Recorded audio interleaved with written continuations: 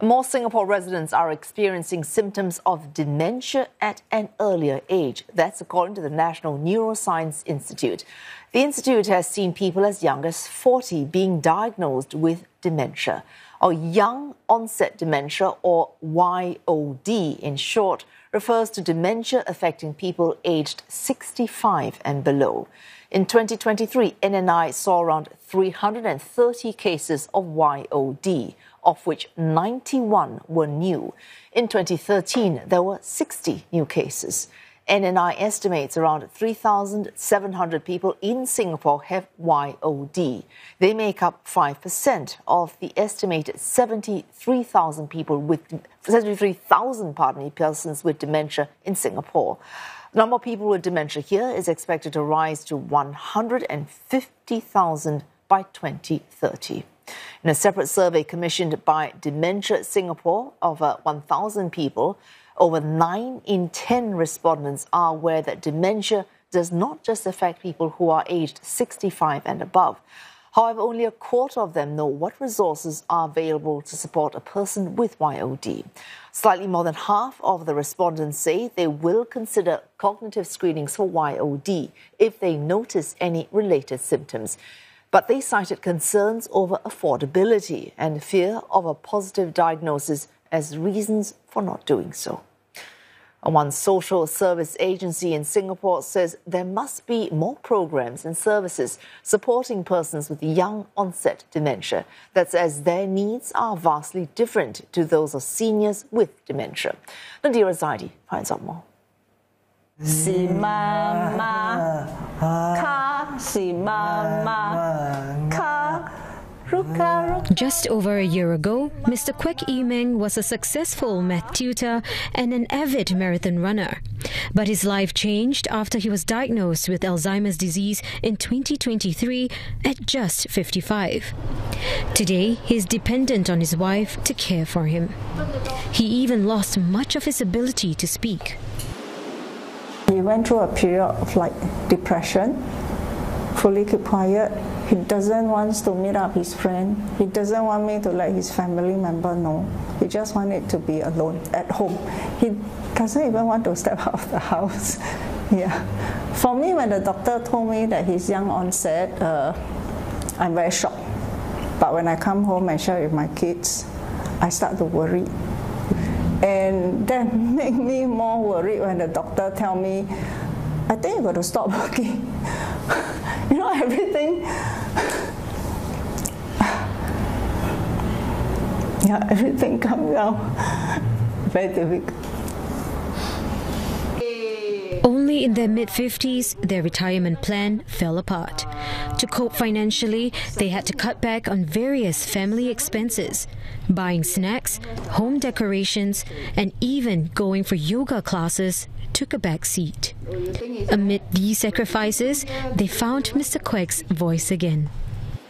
We join more activities under Dementia Singapore. We join Memory Cafe, we join their recreational club, we join lots of their ad hoc activities. And we move on further, we join choir. During the activity, he gets to meet other person living with dementia. He knows that he's not alone, and they enjoy all the singing together. And that's the moment I can see him make a lot of noise. Yeah. All the different sound come out from him, different tone. Madam Tan adds being engaged with such activities helps maintain her husband's cognitive functions. But such programs and services dedicated for people with young onset dementia are not commonly offered in Singapore. In a typical daycare center, you can see a lot of elderly. The activities are for elderly. I would like to see in a care setting, more dedicated program for person with young onset dementia, especially when they are in the early stage, where it's more empowering. They can organize badminton sessions, they can want to know more about lasting power of attorney, want to plan ahead, want to know more about insurance and all these things. On top of programs and services, Madam Tan also hopes that there can be transport subsidies from the government so that they can access these activities with ease. That's as transport concession cards for seniors are only for those aged 60 and above. But despite the hurdles, she's looking at life with optimism.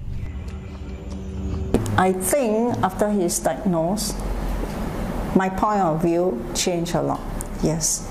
Instead of in the past we work hard for money. No. Now, yes, money is very important. Yeah. But I want Yiming and myself to have a happy life. To be as happy as possible, forget about what illness. We just live our life normally and happily. More on this rise of people with young onset dementia in Singapore. We have with us Associate Professor Nagaendran Kandiah. He's Director of the Dementia Research Centre at the Lee Kong Chian School of Medicine. Thank you so much for coming in, Professor. Hello, Wesu. Pleasure being here. All right. Clear up this slight, I suppose, apparent contradiction in figures. So earlier we were talking about the number of people with dementia here likely to rise or estimated to rise to 150,000 by 2030. The current number is clearly lower than that. But then you're also telling me that the prevalent trend is for a slight drop in dementia. And yet we're seeing, again, apparently, this rise in figures for people with young onset dementia. Explain the apparent contradictions there. That is right, because the cross-sectional study shows that slightly a lower prevalence now compared to 10 years ago. But that lower prevalence may be balanced by a slightly higher prevalence in the younger patients. And that is what we are seeing based on data from the National Neuroscience Institute and other neurology centers. Right? And this higher prevalence in the younger patients with dementia, I think this may be related to several factors. If you take one step back and look at what are the factors that cause dementia in the young, number one is a condition called amyloid deposition that results in Alzheimer's disease, and that is related to genetics and family history. The second is disease in the small blood vessels in the brain, and that is related to risk factors such as high blood pressure, diabetes, poor lifestyle. So the combination of poor lifestyle, family history, is what is resulting in a slightly higher prevalence of dementia in the young, what we refer to as young onset dementia.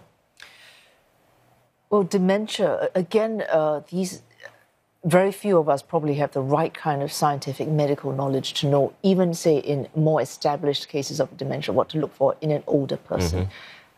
In the case of a younger person, at which point does it become, oh, I've just had a bad day, a bad week, my memory is failing me too. Yeah. These are clear signs of young onset dementia.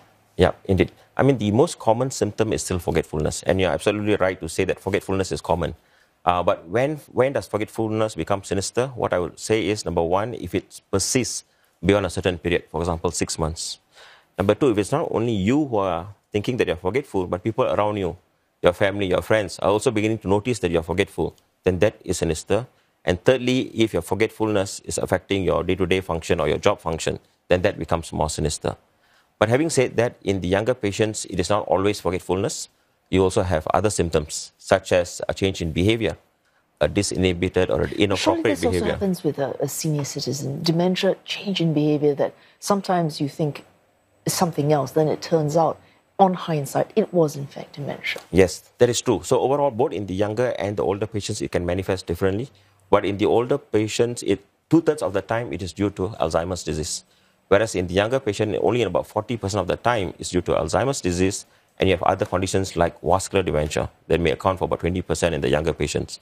And these patients are the ones who present with different types of symptoms, changes in behavior. So this is what you're talking about, lifestyle, blood vessels. Okay. Earlier we were hearing in that report by one of my colleagues, I think a doctor, in a way saying he wished there were more services, infrastructure, facilities to address earlier when you find out a person having young onset dementia, because he said it would be more, and I quote him, empowering. What would he mean by that? Indeed. I think at the moment there's already a lot of recognition of young onset dementia. I think the various government agencies are putting into practice services for the younger onset dementia patients. But when it comes to rehabilitation, for example, I think having dedicated rehabilitation programs for the young, maybe using more digital technology for the young, may be actually more beneficial. So after they're diagnosed? After they're diagnosed, or especially in the earlier stages of disease. And I think that is what we mean by empowering them to do something to change the course of dementia. All right, that sounds hopeful, changing the course. But can one reverse once one finds out? And if one cannot, then what can one do to minimize the chances? You said it's lifestyle, it's what we're born with, our genetic makeup. Yep. Can one reduce? And if we cannot reduce, can we make it less bad after we are diagnosed? Yeah, I think great question. So at the Dementia Research Centre Singapore, we have a cohort and we study patients who are young. And what we have found is there are several brain processes. Number one, reduced blood flow in the brain. Number two, accumulation of a protein called amyloid. And number three, inflammation in the brain. Some of these are reversible. For example, if you have reduced blood flow as a cause, then doing more physical exercise, managing your blood pressure more aggressively can improve blood flow in the brain. But also at the same time, if you have already reached a stage of dementia, then activities like what Dementia Singapore is doing, making sure they get the right amount of cognitive stimulation, behavioral stimulation, I think that goes a long way in maintaining stability of the patient and the family. Because this is relatively new, if you look at the prognosis for say, if you're diagnosed with that, say, age 53 as an example, what happens as we live longer now? What happens in the years ahead? Yeah.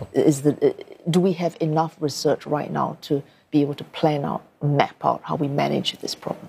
Definitely more research compared to 10 years ago, but I must say that we are still in the early days. I think definitely more research needs to go into this, the trajectory of symptoms, the change in behavior, lifespan. I think these are things that we need to look into so that we can address young onset dementia more holistically. Thanks so much for coming in and speaking to us this evening. Associate Professor Nagaendran Kandiah from the Dementia Research Centre Singapore. Thank you so much.